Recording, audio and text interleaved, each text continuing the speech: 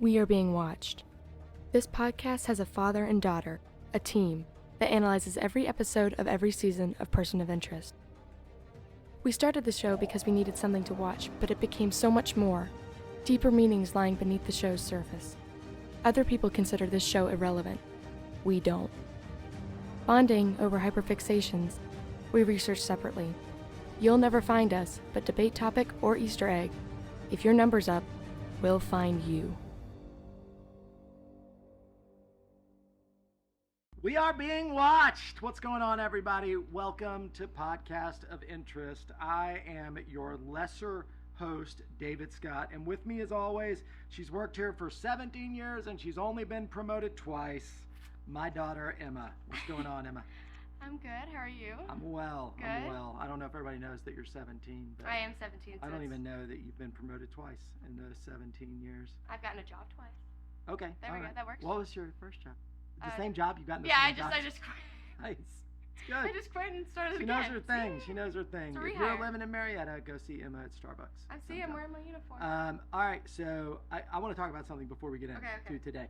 And that is that you have, so people don't know this is not a Lost podcast, but we probably watch Person of Interest because we love Lost. Yes, that's why I started the show. So J.J. Abrams, Michael Emerson, all of the And then sort of guest cross stars connections, that will come right? on. The numbers, Mhm. etc.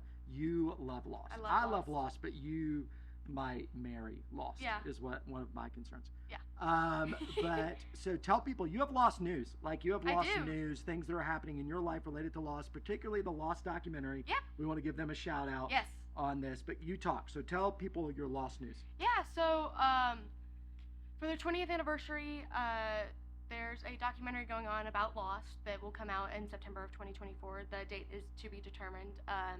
And I've been trying to do like posts on my Instagram for them so they can repost them, and we're trying to get the word out. They've got an Indiagogo like GoFundMe page where you can they give you like things from the show, whether it's a Holy Mary statue or a DVD copy that they're only making a certain amount of, and they're sending them, like, you donate money and they'll give you that when they release it, which will be in September 2024. And I got tickets to go to the premiere next year. Very excited. So Next September. So a year from now. Yeah, essentially. almost. A year and a few days. Yeah. And so I'm very excited. So please go check them out. The link will be in the description to go look at their. And who are they Indigo on Instagram? At Lost Documentary. Yeah, at Lost Doc. Yeah. Yeah, they're cool. You should check them out. They'll shout you out. You should jump into their DMs. They rock. So, They do. So yeah, so that's exciting. Yeah. I'm excited for you. Who knows? Who might show up at the Lost Who knows? Documentary? Maybe some POIs Maybe. show up at that Maybe. Lost Documentary, and maybe you crazy. get some interviews That would be crazy. at that Lost I would. Documentary. That would be super fun. I don't know if I'd be able to. We're breathe going to anymore. talk about some lost people in this episode. We are. Right, so we are in season 1, episode 2. Title of this episode is Ghosts, right? And so a couple of things I want to tell people. One is we're still trying to figure out this podcast format. For us, we're going to learn as you learn, but I think of this as a companion piece. I would like to think of this as not a replacement piece for watching Person of Interest. Okay. Either it will encourage people to go check out the show, or it will support them in terms of looking at the show from some different angles after they've already watched it. I think the pilot was tough for us because we had to explain a lot of things. Yeah. But from here on out, I kind of just want to give overviews of certain parts of the episode and then jump in. So that's what we're going to try today. We're going to try a different format. We'll see how it works. We would love feedback from people. Yes, please. About what you think about these formats so we can adjust them. Like I said, we're learning on the job here, building the ship as we sail. But before we jump into Ghost, season 1, episode 2, this is the first episode with the full intro. Yeah. Right? The You Are Being Watched intro. And so I wanted you're the one who told me you've got to watch all the intros. So I want you to do maybe 90 seconds on why this is the last unskippable television show intro. Because we skip everything now. Everything's short. Yeah, everything's short. Whatever. Why is this the last unskippable television intro? Go. Talk about it. Well, so first off, it's really cool because it summarizes almost everything that happened in the pilot. It explains what the machine is, where it went, why the government isn't, using the irrelevant numbers Yeah. and where they're going and what they're doing with them. It doesn't give you all the information, but it gives you a gist of like, hey, if you've never seen an episode, this is where we get our information. Yeah. And we don't know much more than this, but here's what we can tell you. Yeah, it's a great summary without being like dragging you through it. Yeah, every time. And then like if you skip intros, like sometimes it won't matter, but it does show you clips, like sneak peeks for the next what's the episode's going to be about. But like sometimes the intro will change and they'll do something really cool with like, oh, somebody's hacking this, somebody's gone away, so we're having this person do the intro instead. And it has all these like little almost like Easter eggs that are like, hey, this is what's gonna, this is kind of leading you into what you're gonna see today. Like, I think it's really interesting, and not many things do that anymore. One thing I like about it is that if you, right at the end of each intro, they give you a little taste of who the number's going to be, who the person of interest is going to be. They don't do that in this episode. We'll talk about they don't why. do that. But I like that. I like being able to be like, okay, cool, that's the person I'm looking for. That's the person of interest. Yeah, I like to have that. Yeah, it's fun. Don't skip it. Cool. All right, good start. So when I think about this episode, I was telling you I see maybe 5 plot lines of interest. And I'm going to talk about 4 of them, and then I'm going to have you talk about the 5th one. All right. Okay. So first plot line of interest in any episode, well, most episodes, particularly in the early seasons, is the number. Yeah. Right. The person of interest, and this time it's Teresa Whitaker. Right. And so we jump in this episode, and what we basically see is Finch and Reese are working together, at least regularly, in terms of finding numbers. Right. We have this interchange between them where Reese says, "You've got another number, don't you?" Right. And so there seems to be some regularity with which they're getting these numbers. We don't know if it's daily or what, but this number has a twist. Right. To talk about it, Finch, being Finch, and with his continued flair for the dramatic, decides to meet Reese in a graveyard. Yep. Because he can't just tell him that this person's number is someone who has died. But apparently this is the number of a girl, a teenage girl, who is supposed to be dead. Right. Right. And so we find out that she and her family were out at sea. They were on a boat, and what the understanding is, what the police reports say, is that the father killed the whole family and then turned the gun on himself. It's pretty dark. It's pretty dark. It's pretty heavy. If you think about it, they kind of gloss over it, but it's a pretty big deal. But the problem is that never found the daughter's body, right? And so that's one of the big issues here. So this number comes up, and Reese, who still doesn't know much about the machine, thinks like this, maybe the machine's messed up, maybe it's not. And this is where you get a big deal from Finch, where Finch is like, basically what he says is, the police only see what they choose to look for. The machine sees almost everything. And so you see Finch's commitment to the machine in terms of his belief that the machine is not often wrong. Yeah. And it's interesting, like I think you see that a lot in this episode, how Finch will trust the machine more than people. I think you see a dichotomy that's set up between Finch, where he trusts multiple times in this episode. You'll see he leans more on machines than people. So anyway, so the question is this girl alive or not, right? So they go through some investigations, and basically they figure out the living links are this aunt and this uncle, right? And that are left after it's the dad's brother and his wife. And so they start by looking at these people. They can't find the uncle. Finch goes, talks to the aunt, right? And I'm going to talk about that. This is one of the parts of the episode I do not like, by the way. I'm going to go ahead and throw that out there. But Finch goes and talks to the aunts under the auspices of being an insurance person, and kind of gathers some information, a little bit of information on the uncle. They're divorced, right? They've separated. But Reese also digs into this girl's, Teresa's, file and finds out that she had been in juvie, connection to this guy Deacon, right? What's Deacon? Deacon Page? Is that? It's one of the worst names. Like it's such a TV show name. It is Deacon a very Page, right? It seems like a superhero name or something. So Reese goes his way, and he kind of digs in with this former boyfriend, friend, whatever. And it's Reese that ends up finding the connection. Teresa's been, I guess, staying with Deacon, and Deacon's been sort of covering and hiding for her. Reese finds this girl. Basically, she's sneaking around, stealing ATM numbers. He chases after her. Obviously, she's a teenage girl being chased by a random guy. And what's great about her is she has this like box cutter thing that she carries around with her, which all this makes sense to me. And so she doesn't want to stop. He's chasing her down, and she whips back and cuts him. And cuts him good. right, and gets away from him, right? But now they know she's alive. Right. And so ultimately, we also find out in the midst of this that a contract killer has been hired who is also chasing this girl. So it's kind of like a contest, him and Reese trying to get to this girl in time. So Reese ends up finding this girl. He, she tries to use the ATM numbers, right? Yeah. And so he finds the girl in this laundromat. He's trying to talk to her, trying to get her to understand what he's doing. The hitman shows up, tries to kill her, tries to kill Reese. Ultimately, Reese saves the girl, takes out the hitman. He's still alive, but he takes him out for a while. And so now he's gained Teresa's trust, right? So he ends up taking Teresa to this hotel that seems to have expensive cheeseburgers, but not be a really nice but hotel. It looks like a motel.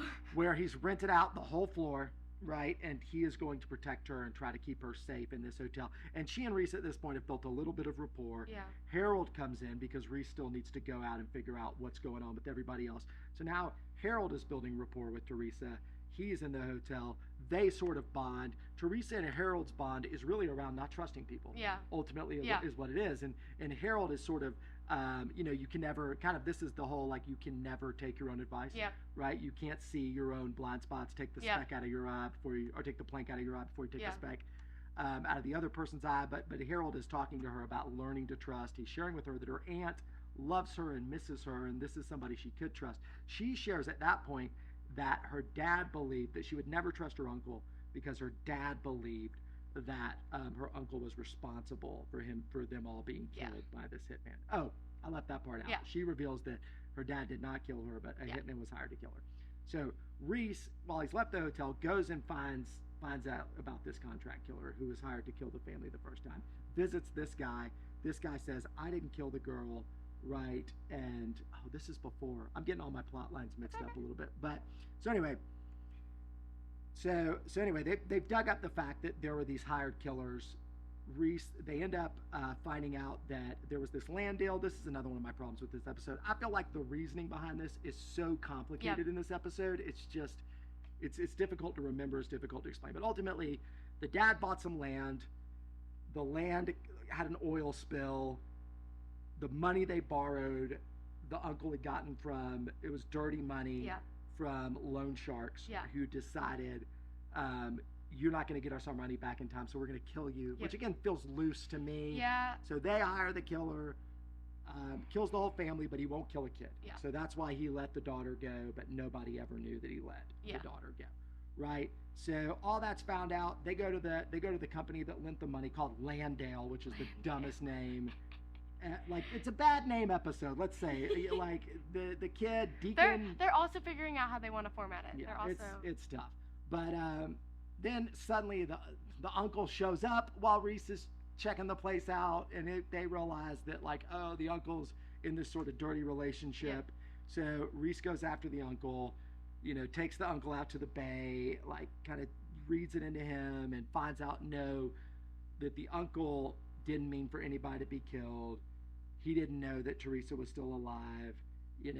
He's sort of at the whim of this land holding company at this point because they're going to kill him, except that he is in charge of the property until it finally sells. And so the contract killer finds the uncle as well, kills the uncle, which is so stupid to me because it's like, what was the point? Why was he alive for why 7 years or whatever? Yeah. If they could have just killed him. Anyway, so now and in the midst, after he kills the uncle, he's bugged the aunt's phone. Teresa calls the aunt because Finch said she still loves you. The killer figures out, he's able to track the call back to Teresa's hotel. So now he's going after them. Basically, Reese figures out, he grabs one of the Landale guys, figures out that the killer's coming after them in the hotel, tells Finch, you got to get out of there. Yeah. Finch obviously is not very mobile, so he's trying to get Teresa out of there. There's a bunch of there's another Finch. I'm going to fake like I'm in the room, but it's going to be a recording on the phone thing. I hate to say that it also got me the first time. They try to get away. They ultimately can't get away. The contract killer's about to shoot him, but Reese shows up, takes him out with the knee shots. Yep. Right? Classic Reese. Classic. And actually shoots him in the shoulder too. And and saves the day. Right? So that's plot line one. Yeah. Fair enough. Did I leave anything out? Anything? No, I that think you should got it all. mention? I think you covered it all. I think that I'm going to jump into something that I hated about this episode. Okay. I think that plot line's terrible. I think it's too complicated. They were trying to do a lot. There's so much of it that doesn't make sense in terms of like, are you really going to kill a kid? Yeah. Over having to wait yet they had to wait anyway. Yeah. You know, it's not like they got the money back. That's a good point. You know, like anyway. I like this episode. I like the twist that the number was somebody who was supposed to be dead, but I feel like they came up with that idea, and then they were like, let's build the house around it, and it was a house of sticks. It was a strong foundation, but the house was not made well. There. And so ultimately the episode can stand, but it's pitiful. So I don't like that about it. So that's the first plot line of interest. Second plot line of interest, which I actually think is a way better part of this episode, is the cat and mouse game that Finch and Reese are playing. So early on in this episode, we catch Finch and Reese on the phone with each other, and Reese is tailing Finch. He's using all those skills that he does to find these people of interest, and he's using them on Finch. And he's kind of tailing him, and there's this little witty back and forth between them, and Finch goes around a corner, and as Reese goes around the corner, Finch has disappeared. He's gone. Like, he's just evaporated. And basically, for somebody who's not very mobile, he's very good at doing that. I don't know, he gets out of the way. Like, but basically, he says to Reese, "You think he's faking the limp?" There's a question there. That's unanswerable.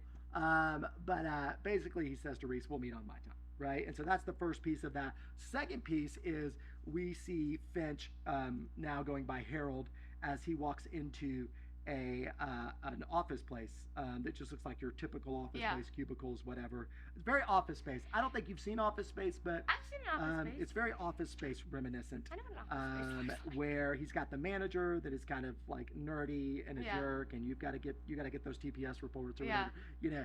And he's, really mild-mannered there. And he's like, okay. And then he walks around to his cubicle, and there is Reese waiting for him.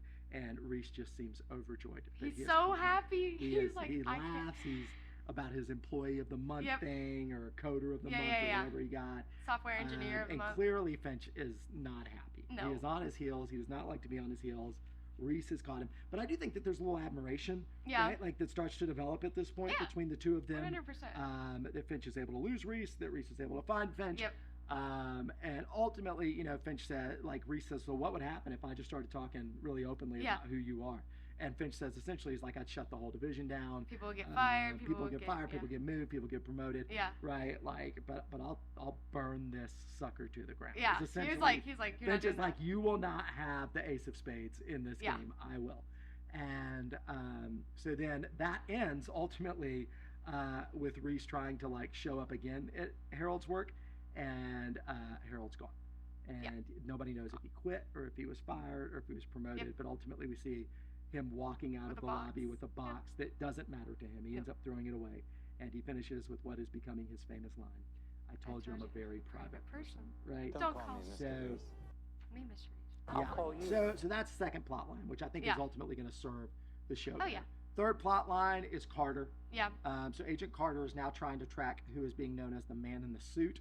Right, which is funny. Like, it's a funny nickname, but I'm glad they didn't give him a better nickname. Like, they always have these nicknames of killers and these nicknames but that, this makes sense. Like the Red Cape and the blah blah blah. Yeah, like, and this is actually pretty good. It's pretty reasonable. So, so Carter is trying to track this Man in the Suit because she is sure it is the hobo from the subway. Yeah, from the subway, and we don't know why she's sure of it. We don't know why. Yeah. But she just has whatever intuition, and gut feeling. So she is tracking. She shows up. There's an opening scene that we didn't talk about, but she shows up at that. Yeah. She is trying to get files on him, but everything's redacted. Everything's gone. Right? Yeah. So they realize this guy was involved in something big in the government because everything is being redacted about him. Ultimately, with her, what we see is Reese reaching out to her and saying, "I think it's time we should meet." But actually what he does is he uses that to get Teresa back connected to her aunt, right? Which is the reconciliation of that piece of the episode, is that Teresa, the uncle dies, the hitman is out, but Teresa and the aunt are able to have their lives together again. And when Carter shows up to where Reese told her to show up, she finds Teresa. Teresa's in Reese's jacket. Yeah. And it feels like what he's trying to communicate is we're on the same side. Yeah. Like, can you let this go? Because we're on the same side. So that's plot line of interest 3. Plot line of interest 4 is Lionel Fusco is back, right? This is Reese's connection into the police ultimately. And so Reese shows up, corners Lionel in the bathroom. One of my favorite lines is, "Your predicament is not my doing or my concern." Right? Like, so Reese is saying, "I need you to do this for me," and Lionel is saying, "Well, fine, I'll do that for you, but everybody thinks I'm a dirty cop, and I want you to do something for me." And Reese says, "That's because you are dirty, Lionel. Look, your predicament is not my doing or my concern. I don't care what you want me to do. You're going to work for me." And Lionel does, in an annoyed way, he pulls the file on Teresa. And so that's Lionel's help in this episode, except that there's a fun scene where Reese goes into the bar. Lionel takes Reese to somewhere where hitmen are hired, and he takes him in the bar. And there's a little bit of a fun interchange between them in that episode. So you can see that that's going to be a bit of comic relief and a bit of fun for every episode. So that's 4th plot line of interest. Last plot line of interest, I'm going to let you do some talking. Which is the flashbacks, right? Which we get our first real flashback. Any good J.J. Abrams show. It's true. Flashbacks are part of it. So go ahead, you jump on that. Tell us about the flashbacks. So we get Finch's flashback to 2002, where he is running on a treadmill. That is not how you say the word. Treadmill. You can eat on it too. That's weird.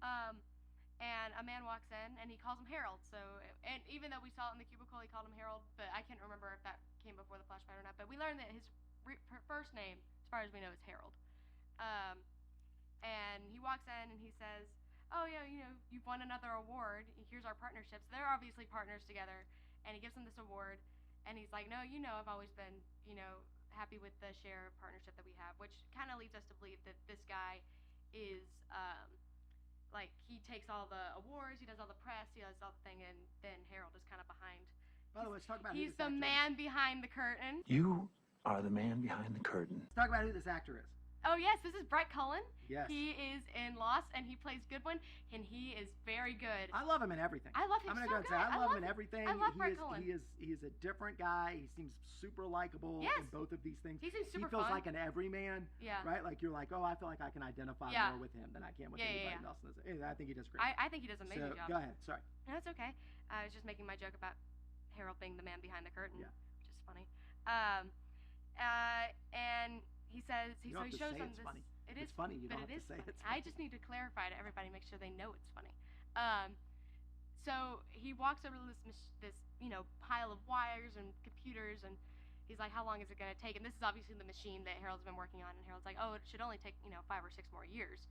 And he's pretty blown away. He's like, "Oh, is this all of America? Is this all of the nation?" He's like, "Oh no, this is just New York, and it's all these wires and cameras." And you're like, "Oh gosh, that's only New York? That's all in New York that's looking at me?" It's kind of this unreal kind of thing. And so then there's a couple of spaces between the flashbacks, and there's another flashback where this guy, his partner, finds out about the irrelevant list. These people have popped up on the screen. He's like, "What is this?" And Harold explains that these are people that are not terrorists and they will be irrelevant. And this guy gets very upset about this. He's like, "You can't decide whether people live or die. Everybody is relevant to somebody." And he's like, "That's not what our job is. Our job is to protect the the greater good, not the individual person." Yeah, he says our job isn't to save someone. Our job is to save everybody. Yeah. This is an interesting thing, right? So to me, this crystallizes one of the. Can I jump in? Yeah, go for it. Yeah, to me, this crystallizes one of the big debates of this show. Yeah. Right, which is there's two interactions between Harold and unnamed man. And did you name him already? Not yet. Okay, good. Because we don't know his name. We don't know his name yet. So we don't want to jump ahead. I didn't say. So, but one is where he says, "Why are you're just playing God?" Yeah, you're playing God. And he says, "No, that's exactly what I don't want to do." Right, which is an interesting debate, right? Yeah. Are you more playing God if you decide who not to care about, or if you decide to try to change things that would have happened without your intervention? Yeah. Right? Which is that's an interesting philosophical debate in general. But then the other piece is this: we didn't create this machine to protect someone. We created this machine to trolley protect problem. everyone. Yeah. Right. Yeah. So which track do you go? So the interesting debates that they'll end up having about, is this machine valuable? How should you use this machine? Yeah. Right. There's also an interesting point where he says, people that have something to hide. And he goes, oh, people Yeah. like you? People like you? Yeah, people that are hiding something. Yeah, and so is Harold like Yeah. one of these people? You know, anyway. So Yeah. I mean, that's about it for the flashbacks, Yeah. except for he tells this partner that the machine deletes all the irrelevant numbers Yeah. every night at It midnight turns it all off. and just turns it all off. And then we later, while going back to what you're talking about, Finch quitting his job and throwing away his stuff, Oh, yeah, the he bus. passes Yeah. he walks out and there's a statue right next to the door that he Yeah. walks out that says Nathan Ingram, which is his partner. Does it And- say his name? Yeah, it says Okay. Nathan Ingram. Yeah. From 2000 or some 19 something to 2010, meaning Yeah. he has passed away Yeah. in the past year. Yeah. And so what's interesting, like, one, I don't think that looks like Nathan at all. No, it So, like, I'm not a big statue fan, but I don't think it looks like Brett him. Cullen is very good at playing a dead man. Yeah, true. No, he dies quick in these shows, In but then these- he comes back. And then he comes back and he's still in the So I flashbacks. have a question. I Okay. I don't want to step on facts of interest, but are we going to talk about the red arrow at any point? This shows up Oh. in the flashback. Oh, Do you think that means anything? I mean, we can't jump too far ahead, but my question is, do you think that red arrow means anything, or do you think it's just there? I don't know. Yeah, it's it's J.J. weird. Abrams. It's It's hard weird. to tell. It's weird because it's super early. Like, you won't know. So if you're watching the show, the red arrow won't be relevant to you for seasons. Yeah, multiple seasons. Yeah. But you see it here, and so it There- feels like it's- there's something. When we say red arrow, we mean there's a transition. You know how the machine transitions and you see all like traffic hands and stuff like that. There's a red arrow that moves as a transition, which doesn't look like the machine. It just looks. Anyway, but could it be is nothing. the machine. I don't want to step on facts of interest, but it could be I nothing. think you're right. All right.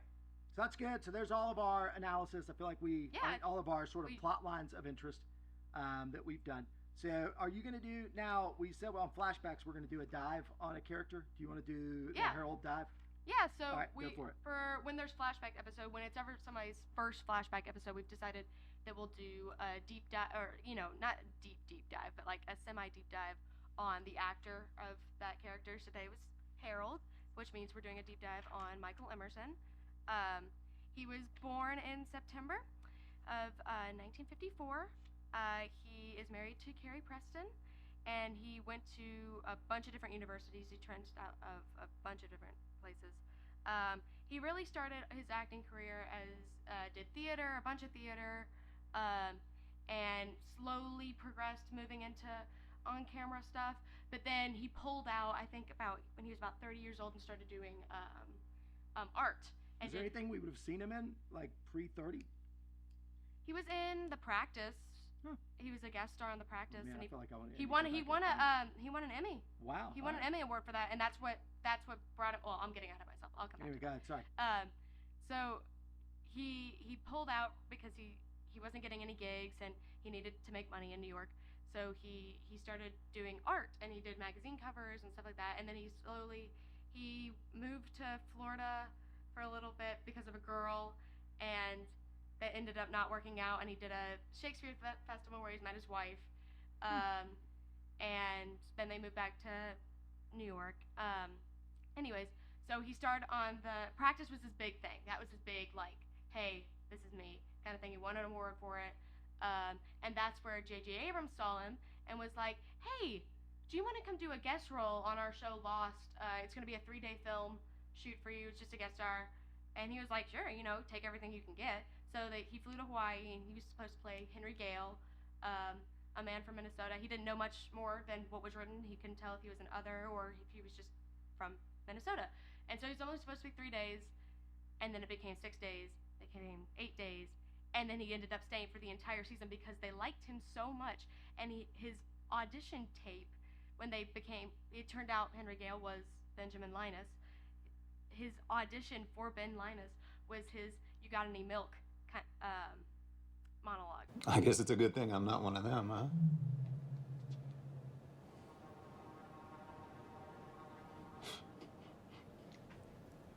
You guys got any milk?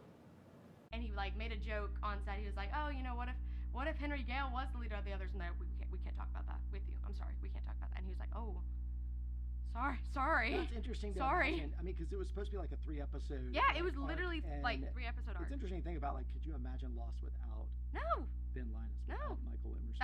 That's what got me in on it. I was like, who is this man? Is he Henry Yale? And now, would is there he have not? been? I'm curious. Would there have been a Ben Linus? I'm sure there would. They would have worked He him in talked some about it other in an way. interview. He's like, I'm sure like if they didn't like me, they would have just killed me off somehow. Sure, yeah. Like And they'd then figure out a way to Ben bring Linus somebody and else someone. new. They And did that with some people, they- for sure. they are not afraid to kill people off. Yeah, especially if they don't like them. Yeah, it's true. And so he, that's how he met J.J. Abrams, and that's how he got onto Person of Interest. Nice. Yeah. Nice. So Good. that's our like semi-deep Nice. dive of Michael Emerson. I'll tell you this, like looking at him on this episode, right? The things I noticed about Harold on this episode is that he's still meaner and darker He than is. he is than he ends up being Yeah. throughout the show. Yeah, right? he's He still a seems little really, dark. like there's this real distrust of relationship, but you see him sort of you see him starting to wrestle with it, which I think is really good when he's with that whole like trust me, you don't want to leave people behind. You got to find somebody to trust. You got to trust somebody at some point, right? That he has the interactions he has with Teresa. It's interesting. Like they make him a much more serious character, and it's what's odd is they make Reese a much less guarded. Yeah. It's like they person switch. in they these switch early roles. episodes. Yeah, it's interesting. I'll be interested on this rewatch how much I'll notice how those transitions. I noticed it a I lot. wonder if they'll be quick or I wonder if During they'll be mine. slow. Yeah. You'll see. Also, something about Harold in this episode is Reese puts him out on the job for the first time, right? Yep. He's got to go do something, which he does not seem like he wants to do. But his He's acting super- chops are pretty good, I would say, he is as pretty the good. insurance guy. So I think he does a pretty good job there. sure. You have anything else about characters you want to talk about in this episode? Not until we get into our irrelevant list. All right, you got things you loved about this episode? We're doing best scene. Let's just do Oh, things just we things we love. love? Things Okay. we love.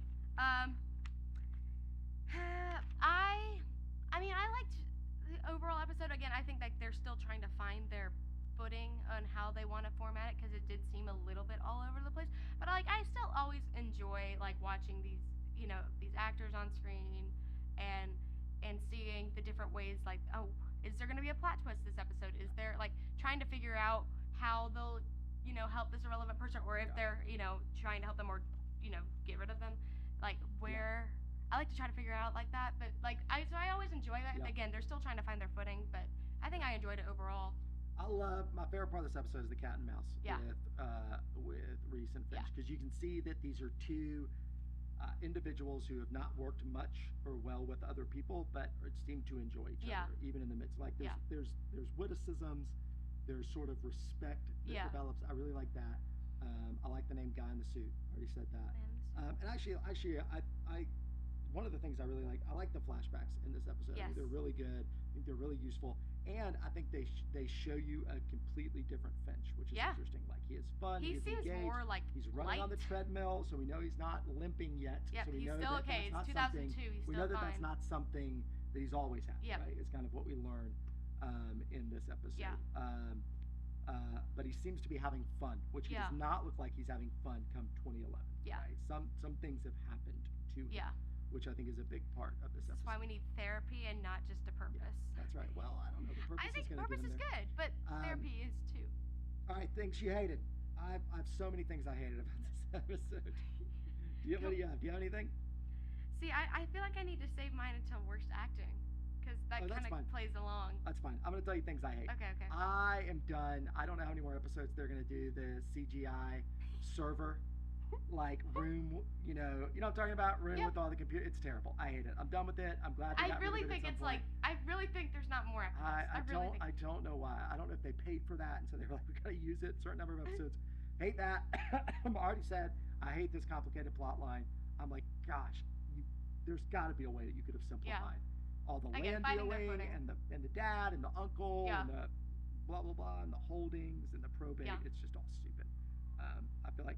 And then the last thing, this bothers me about this episode more than anything. Okay. So Harold goes to the aunt's house. Yeah. Right.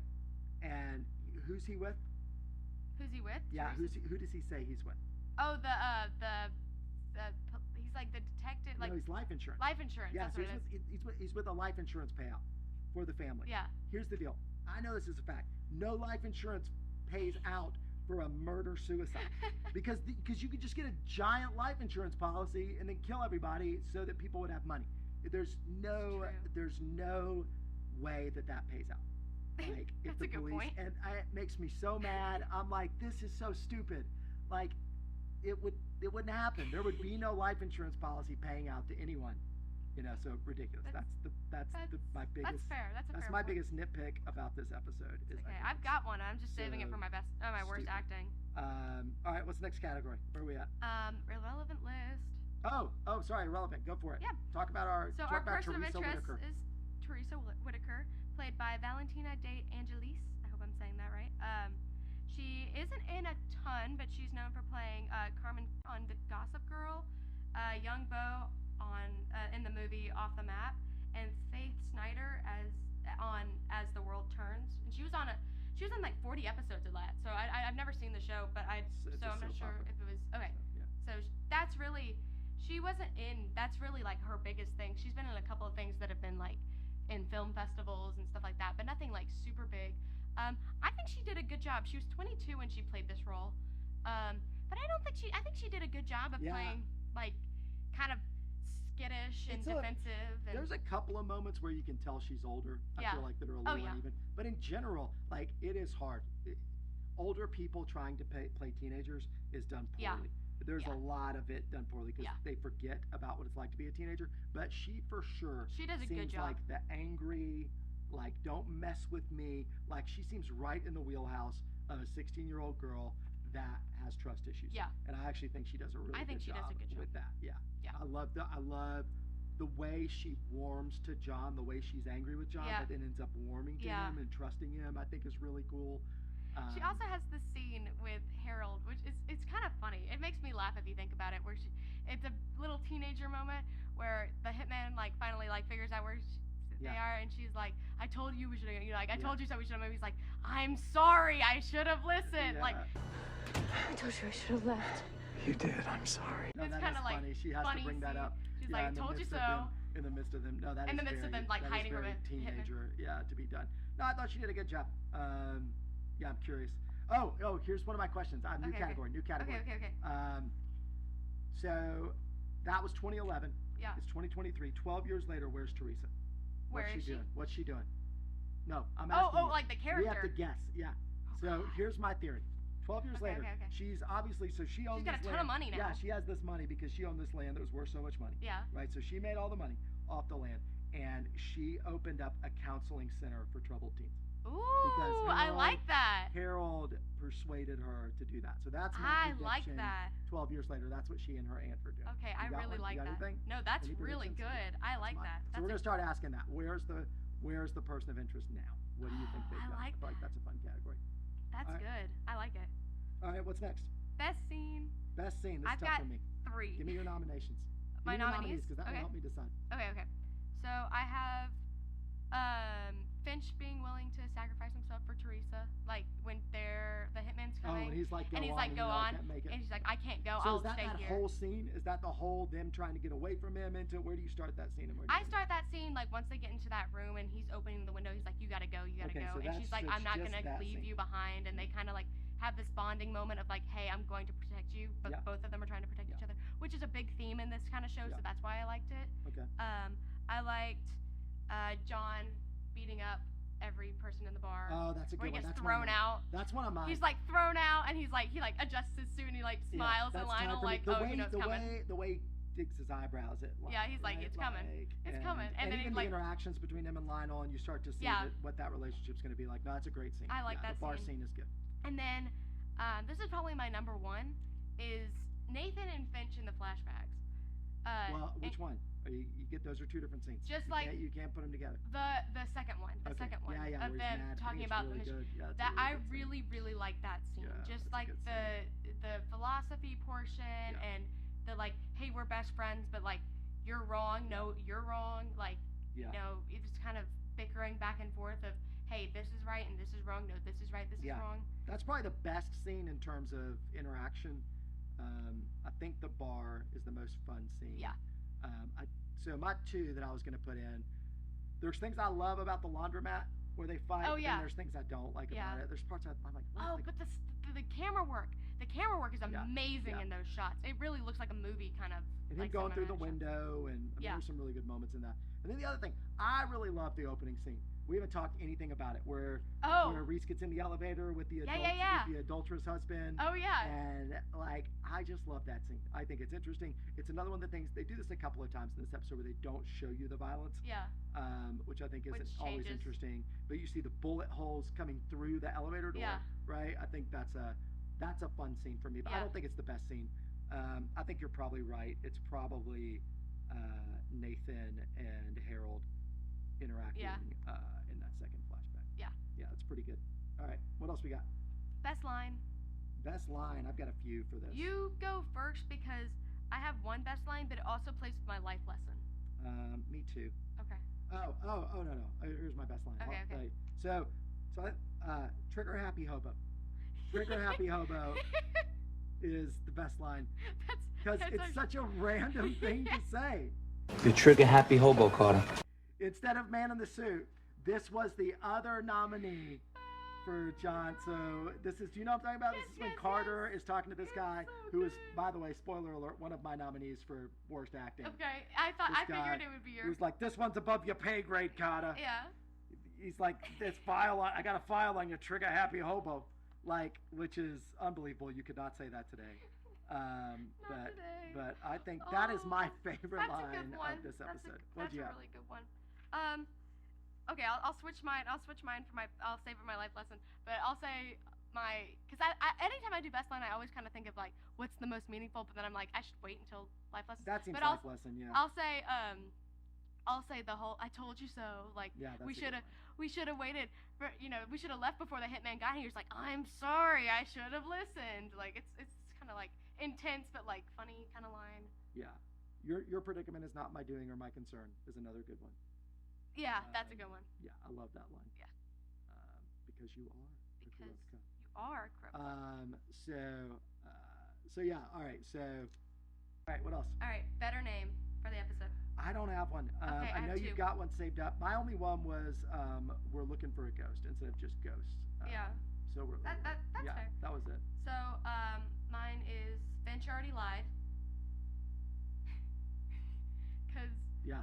I mean, he literally in the intro. I don't think you can name an episode Finch. No. That was a joke. That's not actually what I named it. Yeah. It's just funny because he was like, I'm never gonna lie to you, but we literally learned that he did not want to have anything to do with the irrelevant numbers. Yeah. And he's like, oh no, I did. That's no, true. you didn't. No, Yeah. He already lied. Sorry. Right. That was my kind of joking. No, All my right, better what's your- name, I what's your think, is better probably Trust Issues because I think that plays with That's a good name. I think that's a good name. both Teresa, but it also plays with Harold and having his own trust issues with whether it's John or it's Teresa or it's Nathan or it's the machine, or he just has a lot of trust issues and he brings it up a lot, so it's kind of like, listen to your own advices, Harold. So that's probably my better name is Trust Issues because it plays with both the irrelevant and story. We'll have to look. Do they always name them after the irrelevant person then?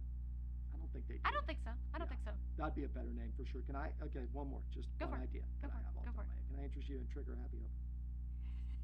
That's the name of this episode. Yes. I think that will win. And if we ever get another dog, that is going to be our dog's name. Trigger Happy Hobo. You know what should be Bear? No, Trigger Happy Hobo, absolutely. All right, what do we got left? Worst acting. Okay, who you got? All right. I got a couple of So nominees. this is more of like, it plays a little bit like worst acting, and it kind of goes with John's worst acting, and it's kind of writing based too. It might not be completely his fault, but the whole he's chasing Teresa down the side of the road and grabs her, and she freaks out. This 16-year-old girl freaks out that a random man has grabbed her in New York. She turns around, whips out her little switchblade thing, cuts him, and he's like, "Why would you do that?" So confused as to why some girl that I've been chasing. Yeah, but he does adapt his approach to her later. He Anyway, does, but he's like, I'll what? talk about that. I've got a That little would bit of that. I've got a little bit of that in Who Won the Episode. Okay. Is that it? Yeah, that's. Oh, man, and then the uncle, He's bad. uncle is just bad. Just straight up, he's just I don't know, sad. but I don't know if he's so the news interview he's really bad, but I don't know if he's an actor playing an uncle trying to act. It's bad or. The uncle, his acting's bad. It's like, oh, I don't know what happened to her. How could this have happened? I don't know. Like anyway, no. So nominee was this one's above your pay grade. Like that guy, he's a nominee.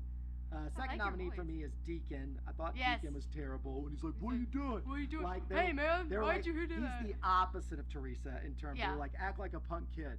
And this guy who was clearly too old because his hairline is receding. Yes. And he's supposed to be playing a kid. It's terrible. Yeah. I think Deacon's bad, but for me it's the aunt. I feel like the aunt is overacting so much. Yeah, I'm not even an aunt anymore. Yeah, that's like, fair. I just feel like she is just going for it. Yeah. Now that you put it like that, I see and it. I don't know if it's good or bad, but I just feel like she's going for it. It's just like, come on. Yeah. What are you doing? That's fair. That's a good this point. lady was sure that this was going to be her way into like something. Yeah. It was not. No, that's a good point. So I'm going with the aunt. That's a good point.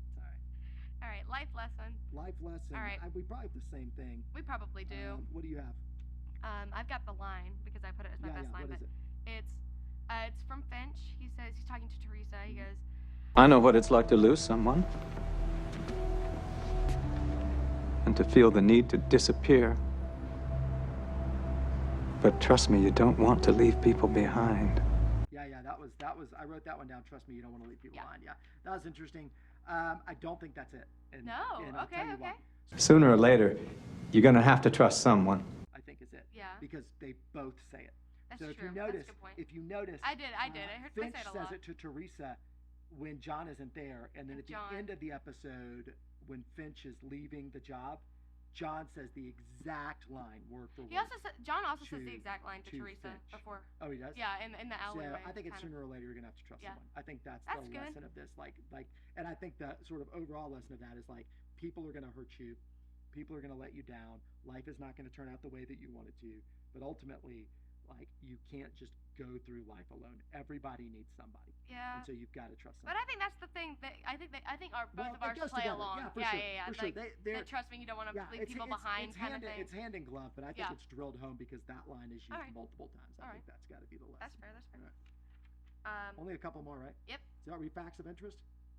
Yeah, you said you had one. Oh no! I want you to go first, and I want to see if I have one that you don't. Facts of interest.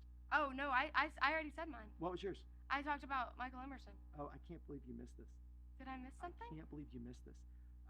So in the flashback, oh my gosh, I can't. This is your favorite scene. I can't believe you missed this. What have I done? In the flashback, where your favorite scene, where they're talking about the irrelevant numbers. Yeah. Do you not notice this? And Finch is turning off all the screens. The last picture on the screen that he turns off is Jessica. What?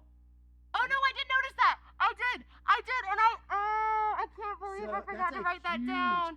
I remember that. That is a huge. Oh, I forgot to write that down. I did notice that. I just forgot to write it down. Oh, you're so right. Yeah, that is a huge Easter egg in this episode. And they do it so much throughout the seasons, and I just totally like breezed past it. I was like, oh yeah, I wrote that down already. I just forgot. Jessica was an irrelevant number that Finch skipped at some point, and that is a huge moment.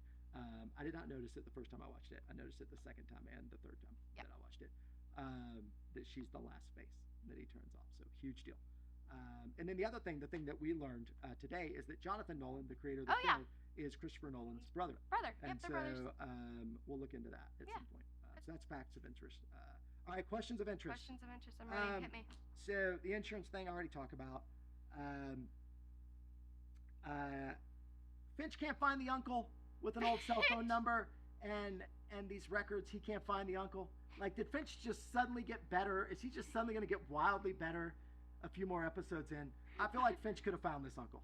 Yeah. I feel like that's more information than he usually has to go on. Yeah. Like, he has a social security number and he finds people. He can't find this uncle? That's fair. He's got to have a social security number. So that's a question. Okay, that's a good question. Me. Yeah. How does John know who the killer killed? When John visits the killer in prison, and the killer doesn't want to talk to him about the family. You know, he visits the contract killer in prison. The killer doesn't want to talk about the family, and the way John gets him to talk is he's like, what about the other guy you killed and the guy on your cell block? Well, he probably learned it from the bar, from the people that he beat up at the bar to get information from. Maybe. We don't find out. Maybe. Yeah, we don't find out, but I think they. So he beats up those guys, and he's like, who else did he kill? Oh, there's somebody on the cell block. Who is this person? And then they're like kind of panicking. But he knows who's on the cell block. Yeah. Yeah, I don't. That's like, how does he know? They give him a name, and he realizes who the guy's brother is on the cell block. So that's he knows some people. And then the last thing, are this many people okay with killing kids? Are these people that own a real estate group just like They're like, just like kill the kid? They're like, it's like last episode, the corrupt cops are cool with killing a kid. That's fair. This episode, real estate people are cool with killing a kid. Are this many people okay with like? But the these are bad contract people. killer is not cool with killing the kid. No, he's not. Yeah, but real estate guys. He's got morals. He's real got estate morals. guys, take him out. So. Give him some. So those are give him my a break. questions. Yeah, those are my questions for this episode that I'm not sure about. I mean, another question is, why was John so confused as to why Teresa would be like, what? What? Sorry, it's so funny to me. Are we on to who won the episode? Yeah. Is this it? Okay, so this is my argument for who won the episode. Okay. I think Caviezel won this episode. Really? Like, I feel like he is. That's not who I have. I feel like he is a pitcher throwing 98 to 100 miles. There's 6 or 7 times. So the elevator scene, he's killer. Okay. The second scene with Teresa, I think he's great. In terms of like when he sees her at the laundromat and his approach is now different. He's like, I don't want any trouble. When he takes the fork and knife, it's hilarious. When he flashes his eyebrows at Fusco before he goes in, he's hilarious. They like to do that in person. What else? He has a couple of low moments, but like these, like most. Oh, when he finds Finch, he's hilarious. He's a little goofy.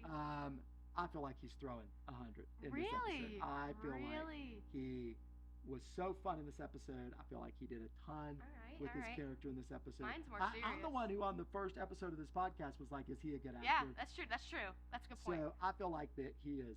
I feel like he does 1,000 things good. That's a good point. Yeah. Okay, that's not who I have. Who do you think I have? I have no idea. Okay, I didn't think. Okay, so I think Nathan Ingram He's won good. the episode. He might. Yeah. I think he's a good I mean, runner-up. he was full on like, what you're doing is wrong. Like, we should care not about just the terrorists, but we should also care about the everyday people in our world. Like, why can't we have both? Why can't we balance? Hey, here, police. Here are the irrelevant numbers. So you think he has the winning argument? I think so. He wins the episode. I think he wins the episode because he shows that he does not just care about the money. He doesn't care about, being the face of the company or whatever. He actually cares about the lives of the people that they're trying to help. I'm gonna cut you out right here. All right, you ready? Yeah. I don't think you can win an episode if you're dead at the end of it. I don't think. He says it before we know he's dead. Oh, I've got another fact of interest. Oh. Holy smokes. Ah. So I think you go with Nathan. It's fine. Okay. I'll allow it. But I think Caviezel won the episode. We'll put it up. Who won? Fact of interest. Did you notice when they show the bust of Nathan at the end of the episode, the address is behind the address of the building. Finch is walking out, and so there's the bust, and then there's the glass windows, and it has the address. And do you know what the address is? Is it the number? It's 101, but it's repeating. So they have it all the way across the building. Oh, and so it's code. so it's code. It's 01010101. It's binary code. Yeah. It's listed as 101, like it's the address of the I did building, not see that. But it just runs all the way across. Oh, and I was so careful. I always look for numbers. Both, like it's twice. There's a top one and a bottom one. That's Right interesting. I always look for it. I'm so careful. I fact of always interest. scan. But that's Little fact of interesting. interest there. That's a good fact of interest. So maybe I won the episode. Maybe David won the episode. Between Jessica and I think I won. I think you got the facts of interest. I did do the 2-page deep dive on you did have Michael Emerson. I didn't know why. And I didn't. I just had to cut myself off on, but So, all right. So that's the episode. Did we leave anything out? Anything we need to talk about? No. All right. I don't think so. I think so that's our episode. What do you give this? What do you this episode out of 10? Out of 10? As far as person of 10 being interest the best? goes. Yeah. Are we looking at 10's never the worst. When is 10 the worst? People Nobody's ever like on a scale of 1 to 10 and 10's the worst. Yes. Nobody's People ever, get confused. No, crazy like, people do. Yeah. All right. Listen, sorry. So where? Out of the whole show, or out of or like what we know so far? No, I would say. Well, sure. What? out of what we know so far, it's fine. What we know so far, I'd probably give it 7. Yeah, that's what I'm at. 7. I'm at a 7. Yeah. I feel like you get flashbacks. Flashbacks are always good because you get information. And then there's the leeway for the bad acting and the biggest problem with this episode is the why, right? Yeah. Like the why is she. Yeah. Like if they could have fixed that, but like that's a big part of an episode. Yeah. So yeah. All right, that's all we got for today. Yep. So cool. We hope you guys enjoyed it, and we'll see you next week for episode 3.